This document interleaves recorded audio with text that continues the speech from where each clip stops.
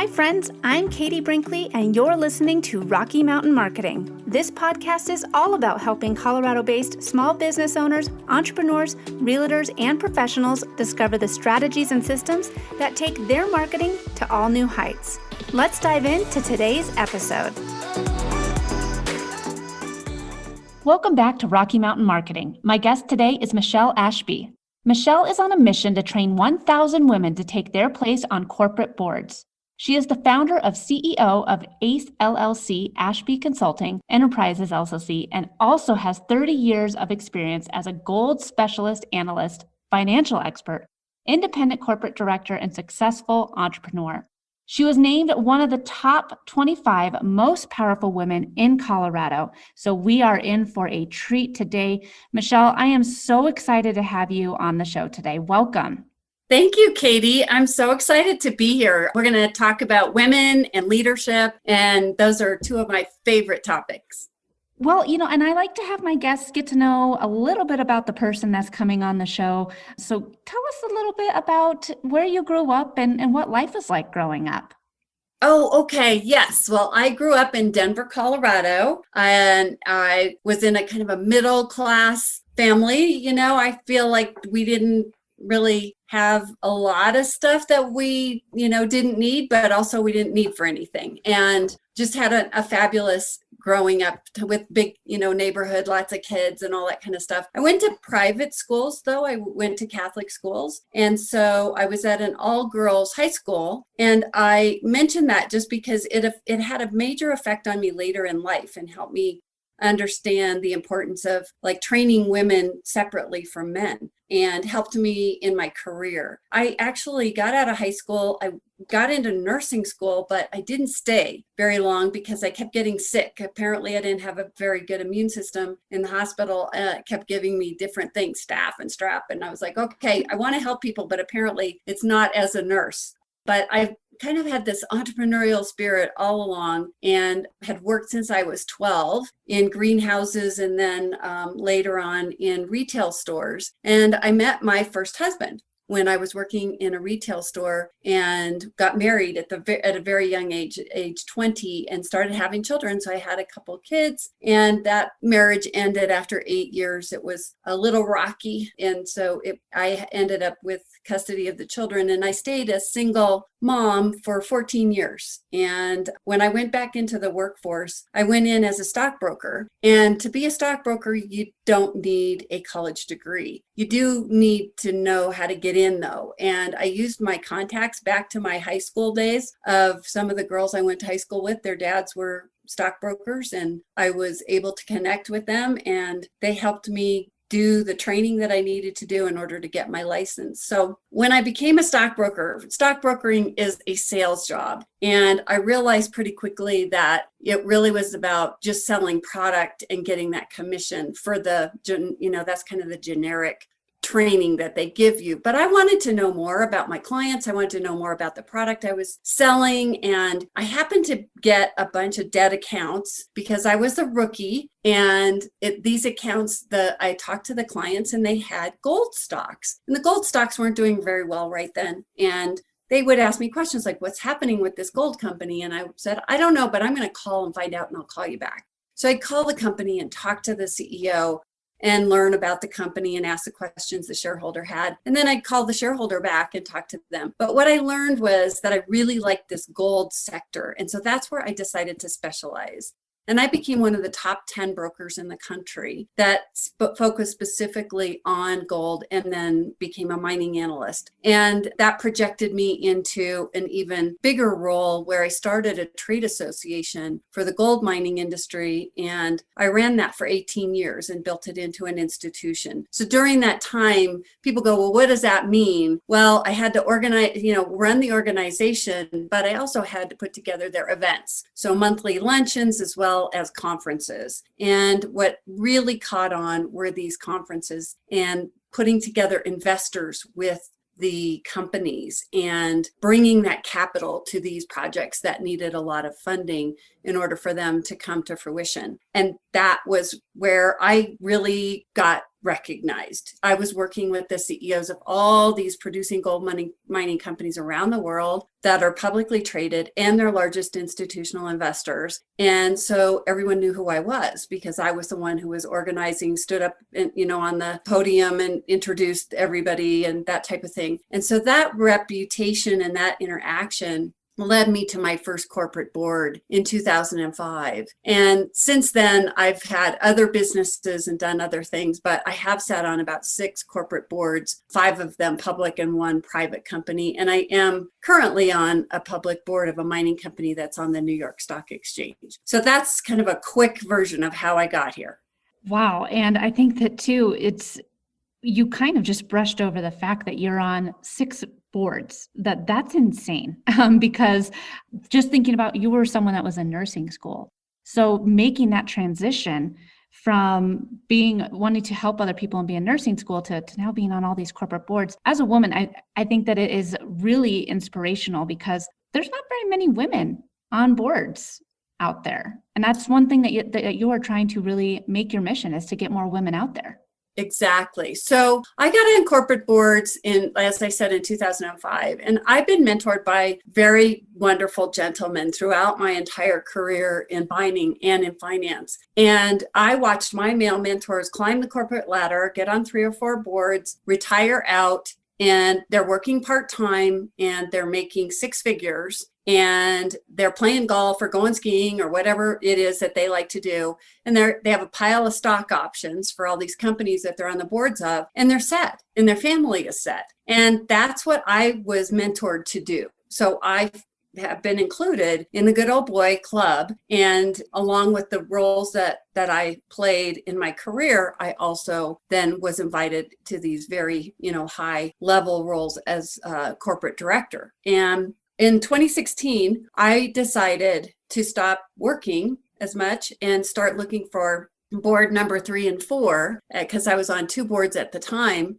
And that's when I realized there was all this noise, like there's not enough women on board. And, Katie, to be honest with you, I really didn't have a lot of female friends, I have friends, personal friends, but not career, women in business. Because I didn't trust them. I had bad experiences with women stabbing me in the back as I was going up that ladder. And so I didn't belong to women's groups. I knew who buttered my bread, and I needed to belong to all the groups that the men were in, because they make these decisions. The power and the money still lie in the hands of the men at the top. And that's where I hung out, was with these guys. And that's how I did that. But what I realized was, wait a second, why aren't there more women on boards? And when our board would, say, one of our boards would say, hey, we need another member, and we'd all say, who do you know? Even I thought of other men. I didn't think of other women. I thought of men and men's names to add to the roster. And so I was like, wait a second, I need to kind of do some homework here and find out, why aren't there more women on board? So I started just having coffee and lunch and conversations with women in my own community, as well as when I traveled, and asking, why aren't you on a board? Why do you think more women aren't on boards? And, tell me about your career. And I talked to about 200 women over 18 months. And I take notes, and I had this file, I named it my Superwoman file, because they blew me away. Like, they had these incredible backgrounds and experiences. And I was like, wait a second. To me, you're qualified to be a board director, but you don't realize you're qualified. And there are some other gaps that I recognized that they didn't have. And so that's when I decided to start my own program to train other women to get on boards. And I set this bodacious goal of training 1,000 women and making this move faster, because it's just not moving fast enough, in my opinion. And, when I did my research to find out what was out there just for women to help them get on boards, at that time, the resources were few and far between. And so it seemed perfect to jump in and, create this program and then help other women get on board. So that's what I did. I think that is awesome. And I think that I like the fact that you saw that there were not more women out there, and you decided that you were going to be the one to shift the narrative. Despite the fact that it was a lot of men that had helped you on your way, you wanted to be the woman that changed that and got more women those seats on boards. So I think that I'd like to just discuss a little bit about the mentorship of the people that were willing to give you the gift of their time and teach you about how to become a board member, and now how you now transition that, what you've learned from them, into the people that you bring on board with your company.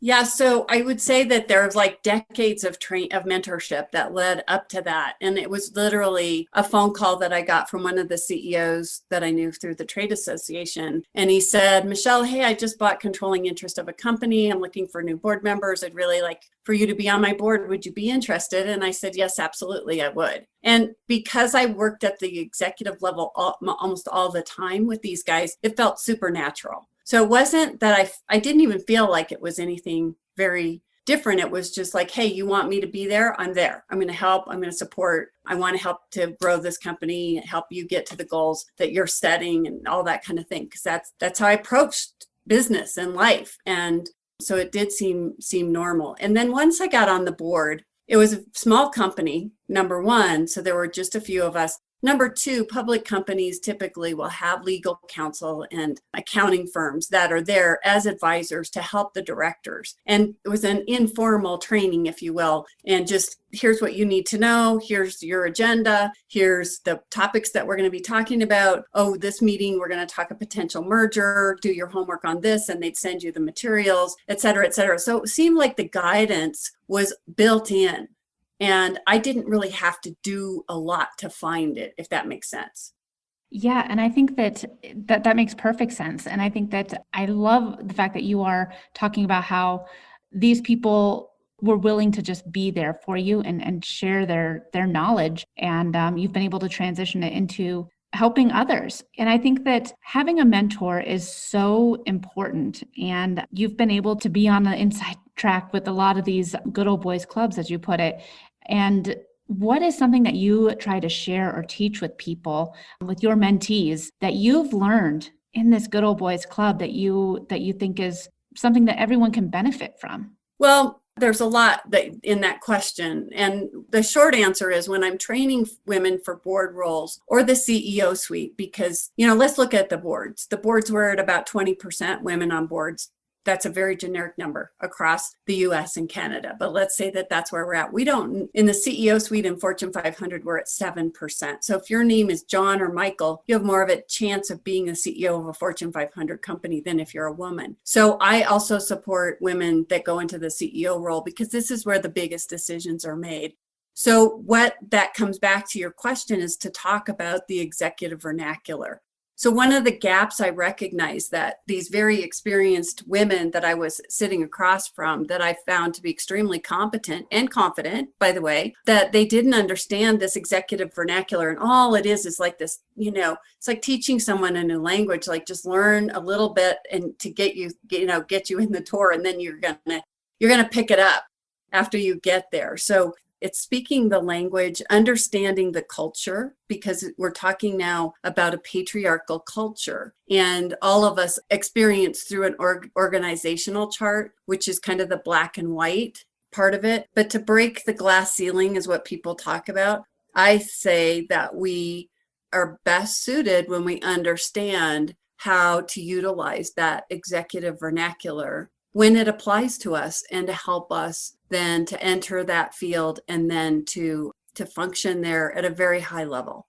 So I'm sure that this is something that I wish if you did have the magic answer to this, probably a lot of the world's problems would be solved. But despite all of the steps of the women empowerment and women getting those high, getting equal pay and everything, why don't you think that there's more women on board seats? Do you think it's just women not knowing how to apply, or do you think that it's men just looking at other men? Why do you think that there aren't more women that are sitting in those positions of power and decision making on board seats? Well, I think that it really comes back to the cultural piece. So our patriarchal model is thousands of years old. So if we think we're going to change it in a nanosecond, we're mistaken. It takes time to shift that, and as we shift that culture, that who's making those decisions at the very top, who's in power is really how all of us are affected. And we see more and more desire, if you will, as well as pressure from shareholders and all kinds of stakeholders who are saying, wait a second, the people who are making decisions for me don't look anything like me. And they're claiming that they understand what I want or need or what's going to serve me best, but they don't look like me, you know? And so that's where this realization, like, wait a second, we need a movement to shift that. And that's what we're in the midst of. Like, this is history being made, I believe, in the shift that's happening. So it's really a very deep cultural thing where it's so easy to just say, hey, if it ain't broke, don't fix it. This is how we've always done it. It's easy to think about having it our way. And so we keep doing it. And to be honest with you, Katie, it's a good gig. If you can get it, there's no term limits. I mean, can you imagine? There's no term limits. You're working part-time. If you're on big company boards, which I'm not on big company boards, but if you get on, these boards, you get on 3 or 4 of them, and they're paying it some $25,000 to $250,000 a year for your director fees, and then you get stock options on top of that, and you're in. And most likely you're not going to be taken out unless you take yourself out or the company gets bought out. So that's why you see people, men in particular, even into their 80s, who are still sitting on boards. And they might be vital and they might be bringing value, and they might be, not. We don't know, because we don't know them individually. And I don't like to generalize like that, because I know some 80-year-olds who are pretty spry and pretty sharp. So, and I hope that will be me when I get to that point. So it's a good gig. Yeah. And I think that too, someone might be listening right now and they might say, man, this 250,000 until I'm 80, that's incredible. How do I start? Where do I sign up? How do I get in? And that's what you're helping women do, right? So tell us a little bit more about your company and how you are helping women that deserve to be on these boards land those board positions. Right. So first is education. So I was doing these informational sessions before the pandemic, and I was all over the North America. I train women in the US, Canada, everywhere now, because we're virtual. And those information sessions were really just to help women understand where we are and like what it takes to get on a board and how you do it in a quick Q&A kind of thing. From there, I developed an online course, which is a primer. There's 4 modules in it, and it's like how to do your board resume. Board resume is very different than your career resume, by the way. So you need to have that knowledge. Then how to go to a board interview, how to go through that. And then how to get on a board. There's a module on that. And then there's a bonus video on how to behave in the boardroom, which is an interview with CEO John Kelly, who is an advocate for women in leadership roles and just a fantastic supporter for all of us to get into those roles. That's an online offering that I have, and I have a special that I'm running right now during the pandemic. I've discounted it 90% to get it to $59.50. It's normally $595 to take that, and I offer a free coaching call. And so for the last 10 months, we have over 400 women who've gone and done the online primer, which is phenomenal. And that's just a way for you to get a sense of this is for me or it's not for me. And in the coaching calls, it's great because you can ask me, your specific questions like, well, I'm in marketing, and would I qualify as a board member? Would they even be looking for somebody who has a career in marketing? Well, the answer is yes, if it's the right company and you've got the right background. So we have to dig deeper into that. The other offering I have is a certification program. And so this one is, I teach virtually full on live. And the women who go through that, it's an 8-week process, and they come out with a certification that says, I am a qualified board candidate, and that they understand board governance, financial acumen, how to get on boards, risks and responsibilities, and on and on and on. So we go very in depth in all of the areas of expertise that women need to understand before they walk into the boardroom. Well, you've been on a lot of boards. You've seen a lot of people do things the right way and a lot of mistakes being made by doing things the wrong way. What do you think the biggest mistake that business owners are making when they're trying to grow and sustain a successful business is? Wow, that's a tough question. There's mistakes, and then there's life happens to you, like the pandemic, and you're going along great, and then all of a sudden what you offer doesn't work anymore. And you either go out or you remodel yourself, right? You pivot, and you got to figure out what that looks like, what it's going to cost you, and how you're going to monetize it. But And you're a solopreneur. I'm a solopreneur. You know, these challenges that we face every day, right? Of, how do I deliver? What's going to be the best thing? What's shifting out there in front of me? How do I meet the market? How do I listen and make sure that I'm listening to the right people? So am I reading the right information to keep me informed? And what are the dangers, and are they regulations? Are they customers? Are they illnesses? There's so many things that we have to deal with now as business owners that I think that it's tough to have one answer to that. But mostly, you and I started talking about this, like self-care and taking breaks and knowing that you do what you can and prioritize and make sure that part of that priority is yourself.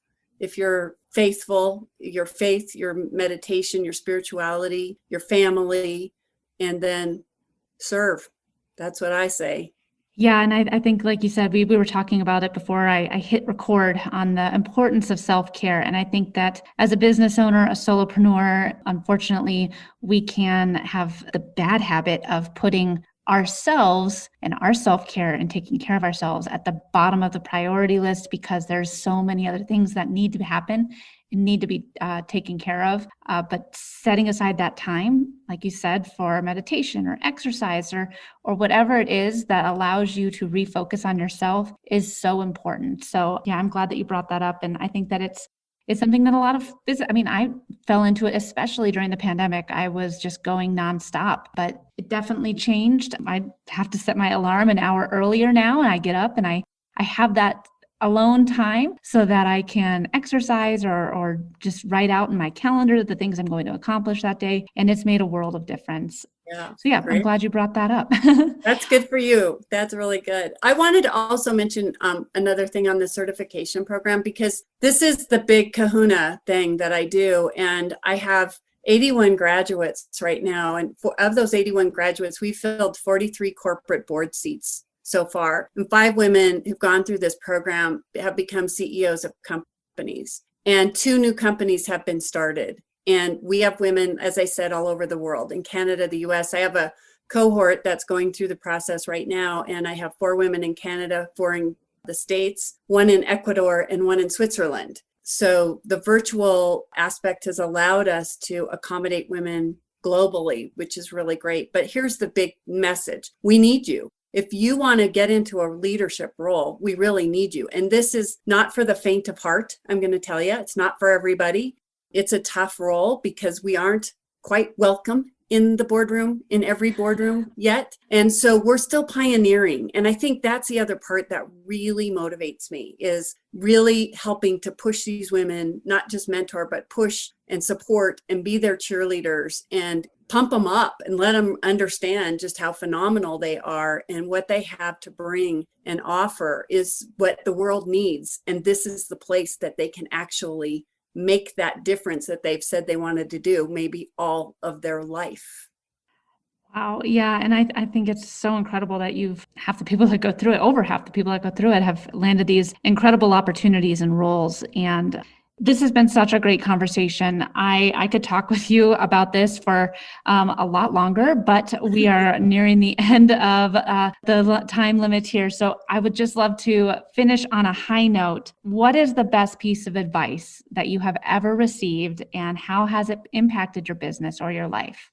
I think the best piece of advice that I received was a colleague of mine early in my career said to me, Michele, you have an advantage because you are a woman. Look at me. I'm in a dark suit and there's 12 other guys that look like me, that have degrees like I do. And I've got to compete with all of them. You don't have to compete with any of us because you stand out. So stay curious. And when you're invited to go to these meetings and go in the boardroom, also be grateful because you have a leg up. So take advantage of that opportunity to get ahead. And I always thought that maybe we weren't quite, in that position as women to be getting ahead. I didn't realize that I was ahead of him in his mind. And so I remembered that for a long time. And every time I felt uneasy about getting into a situation where I'd walk in a room and it's like a cocktail party and it's all men in the mining industry, and I would just, go, oh, well, there's only one of me. Let's go.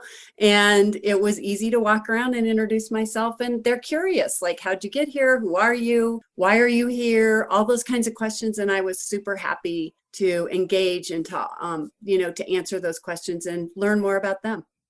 That is fantastic. And like you said, we see it as like, well, I'm the only woman in the boardroom, but they might see it as in a completely different way. Like, she's standing out because she's the only woman here. So that is fantastic advice. And I'm so glad that you shared it with us. This has been such a great conversation. And like I said, we're wrapping up here. Where can we find out more about you and your business online? So our website is really full of everything, and you can sign up and get the discount on my online primer there. And it's at acellc.consulting. And if you want to find me, look on LinkedIn because I'm pretty active there. It's Michele Ashby, and it's Michele with one L. And there's my email address there too. If you look at contacts in the LinkedIn, you can then reach out directly. Awesome. And all this information will be in the show notes, guys, if you want to connect with her or if you want to make sure that you have the spelling right on her name. This has been such a great conversation. Again, thank you so much, Michele, for joining me today. And I really appreciate you coming on the show. Thanks, Katie. I'm glad that we could get it done. I'm so excited. Thank you. Thanks so much for listening to this episode of Rocky Mountain Marketing. As always, I'd love to hear from you. You can visit my website at www.nextstepsocialcommunications.com, connect with me on LinkedIn, or check me out on Instagram. I'm at next.step.social. Let's keep taking your marketing to new heights.